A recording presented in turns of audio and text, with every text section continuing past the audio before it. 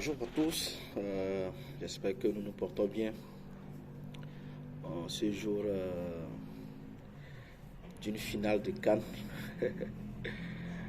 Alors, hier j'avais promis dire en vidéo pourquoi j'aime tant la Côte d'Ivoire. Ceci ne veut pas dire que je n'aime pas mon pays, le Togo, non, mais j'ai un certain attachement particulier pour ce pays. Honnêtement, je ne sais pas pourquoi j'aime vraiment la Côte d'Ivoire. Ce que je sais, c'est que, bon, il faut dire, je ne suis pas chrétien de première génération. Quand j'étais petit, au temps du coupé décalé, de la jet set, Mola, tout saga, quand il y avait des événements, j'allais danser et j'étais souvent primé. J'étais souvent le meilleur où je suis né au Togo. Et c'est sûr, s'il y avait les smartphones et les réseaux sociaux à ce temps-là, je serais une star. Bon, après, j'ai grandi jusqu'au lycée et tout. J'avais toujours cet attachement pour la Côte d'Ivoire.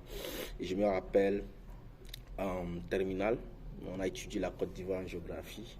On a parlé un peu de tout, de la Côte d'Ivoire, le relief, l'économie, le climat. Et c'était tellement passionnant. Euh, Moi, j'aimais déjà le pays, donc je rêvais d'y mettre pied un jour pour voir cette chaleur, cette fièvre ivoirienne, si je peux l'appeler ainsi. Et je me rappelle même à l'examen, il y avait un sujet qui concernait la Côte d'Ivoire. Tout de suite, c'est ce sujet que j'ai traité. Là où le cœur est, les pieds n'hésitent pas à y aller. Et ma première fois d'aller en Côte d'Ivoire, c'était en 2015. Je me rappelle cette année, la Côte d'Ivoire jouait la finale avec le Ghana. Et j'étais le seul à supporter la Côte d'Ivoire où je suivais ce match. On était nombreux et j'étais tellement attaché que la Côte d'Ivoire gagne. Et cette année, la Côte d'Ivoire avait gagné. Et cette année, je suis allé en Côte d'Ivoire pour ma première fois en 2015 grâce aux fabricants de joie, un mouvement chrétien qui a pour objectif de connaître Dieu, le faire connaître, qui a été une grande bénédiction dans ma vie. Et c'était grâce à eux que je suis allé pour ma première fois en Côte d'Ivoire. Et c'était la route. Lomé-Abidjan, ça fait 700 et quelques, 720 km, je crois. Je suis même très heureux de ce que ce soit la route parce que cela m'a permis de voir le paysage. Et honnêtement, dès que tu rentres à Noé, bon, avant même que je n'y aille, j'avais un carnet de notes et j'avais dessiné la carte de la Côte d'Ivoire dans mon carnet. Et arrivé, nous étions en groupe et nous avions porté des, un uniforme. Et donc, il y avait un douanier à la frontière qui nous avait remarqué. Il s'appelait Monsieur Fofana, je crois, si je ne me trompe pas. Et c'était marqué là sur son habit et sur sa tenue. Il a vu que bon, nous étions là, nous étions vraiment en groupe et tout ça, et il nous a approché et tout, où est-ce que nous allons, voilà, voilà, les responsables lui ont parlé, mais bon, moi j'étais à côté, j'écoutais. Et on lui disait que nous allions à Abidjan, il dit bon, nous sommes actuellement à Noé, il demandait si quelqu'un avait la carte à côté, son smartphone n'était pas comment, bon, il allait nous montrer quel parcours on a encore à faire. Et je lui ai dit que moi j'ai dessiné la carte de la Côte d'Ivoire dans mon carnet. Donc je peux lui apporter et puis il va nous dire le parcours. Il a dit d'amener. Je suis rentré dans le cas, j'ai pris mon carnet où j'avais dessiné la Côte d'Ivoire un peu. Il nous a montré que là, vous êtes ici à la frontière, vous allez là, voilà ce que vous allez traverser. À un moment donné, son smartphone était en bon état. Il l'a ramené, il nous a montré encore sur Google Maps le parcours à faire. Et moi, j'ai été émerveillé par le paysage. Tu vas voir des plantations de bananes, tu vois pas la limite, des plantations d'EVA, tu vois pas la limite, des plantations de palmiers, tu vois pas la limite. C'est des VA et comment appelle-t-on? Bon, sur ce tronçon, il n'y avait pas de plantation de cacao, je crois pas. Je crois que j'ai vu sur ce tronçon des plantations de cacao. Mais en tout cas, c'est vraiment, vraiment marquant. Et je comprends pourquoi cet adage, les Ivoiriens disent l'économie du pays, de la Côte d'Ivoire, repose sur l'agriculture parce qu'ils ont vraiment investi dans l'agriculture. Beaucoup, beaucoup, beaucoup, beaucoup. Et c'était vraiment épatant de voir ça en Afrique. Donc, arrivé à Abidjan, il faut dire que la ville est belle aussi, le plateau surtout. C'est construit vraiment avec la lagune tout autour et c'est vraiment beau. C'est très très beau. J'ai aimé la première fois. Et honnêtement, peut-être vous allez me considérer comme un gaou, mais je pensais que leur manière de parler, c'était juste dans les films qu'ils le faisaient.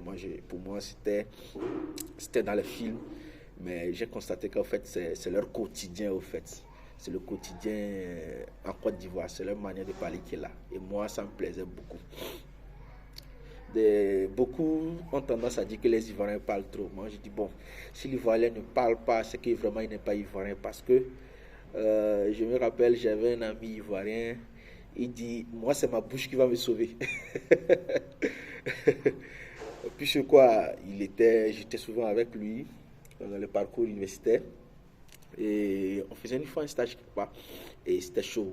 Parfois, bon, je l'aidais comme je pouvais, mais ce jour-là, c'était tellement chaud, je lui ai dit, je ne pouvais pas. Et il est parti voir le DAF. Il a rencontré, il a dit, écoute, il va lui dire, même si souvent il ne peut pas avec le DAF, il est parti lui parler. Et le DAF même dit, quoi, un Ivoirien qui est dans ces soucis-là, non, que lui ne peut pas accepter que lui ne puisse pas l'aider. Parce que lui, il a été hébergé par un Ivoirien en Côte d'Ivoire qui lui prenait en charge. Et étant étranger, qu'il aidait beaucoup. Donc, il ne concevait pas vraiment qu'il soit dans cette situation. Et il a donné, je crois, le jour-là, 15 000 francs. 15 000 francs, ça l'aide. Ça l'aide, c'est pas une grosse somme, mais bon, dans la situation où il était, ça l'a aidé. Et donc, parlant de ça, sur le côté hospitalité, vraiment, les Ivoiriens, chapeau à eux. Je ne dis pas que au Togo, on n'est pas hospitalier, mais il y a quelque chose que ces gens-là ont. L'étranger est roi en Côte d'Ivoire. L'étranger est roi en Côte d'Ivoire. Je me rappelle, en 2018, j'étais allé pour 6 jours. J'étais allé pour un mariage. Mais pour 6 jours, j'ai fait 3 maisons. Je devais loger à la Riviera 2, mais la maman, il y avait déjà d'autres personnes qui logeaient dans la chambre d'amis et tout ça. Et donc, elle a appelé une autre maman qui avait une chambre et elle m'a logé. J'ai fait un coucou à Jean-Daniel Frondo. J'avais dormi dans sa chambre. Il n'était pas là, il était de l'autre côté. Donc, c'était merveilleux. Et quand j'étais là-bas aussi, j'étais accueilli aussi comme un roi. L'étranger est accueilli comme un roi en Côte d'Ivoire. Et après là, je suis retourné à Grand Bassam, chez mon vieux père, M. Sanga, qui a toujours envie de me voir en Côte d'Ivoire. Et de là, je suis revenu chez Maman Lajoie. Elle, quand tu es avec elle, elle te gâte. Honnêtement, elle te gâte. Elle te demande, mon fils, tu veux manger quoi? Vraiment, c'est très particulier quand tu l'accueilles des Ivoiriens. Et c'est très facile aussi de créer des liens d'amitié avec un Ivoirien. Bon, moi quand même, je sais facilement créer des liens d'amitié avec un Ivoirien. Bon, je sais aborder des gens souvent, je sais créer des relations. Je crois que, bon, j'ai hérité ça de mon père parce que mon père, moi, il est le numéro un dans ça. Tisser des relations, vraiment, il sait le faire, il sait l'aborder et peut-être que j'ai pris ça de lui, on ne sait jamais. Mais en même temps aussi, les Ivoiriens, de la manière dont ils sont hospitaliers, il peut te soulever et puis en même temps aussi te déposer aussi. C'est-à-dire, moi je crois que il y a un peu d'extrémisme dans certains agissements. Un peu, je vais dire un peu. C'est-à-dire, la monnaie t'a levé, il peut aussi se déposer aussi. Et puis, qu'est-ce que je voulais dire? Qu'est-ce que je voulais dire? J'ai oublié. Mais en tout cas, c'est un peu ça. Je ne sais pas pourquoi j'aime la Côte d'Ivoire, mais c'est ça quoi, c'est ça. C'est beaucoup de paix quand je vais là-bas, quand j'y mets pied. Et puis bon, je suis souvent bien accueilli, toujours bien accueilli. C'est une terre bénie. Ouais, c'est vraiment intéressant. C'est vraiment intéressant de pouvoir y aller souvent. Bon, on m'appelle souvent ici au Togo le plus ivoirien de tous les Togolais.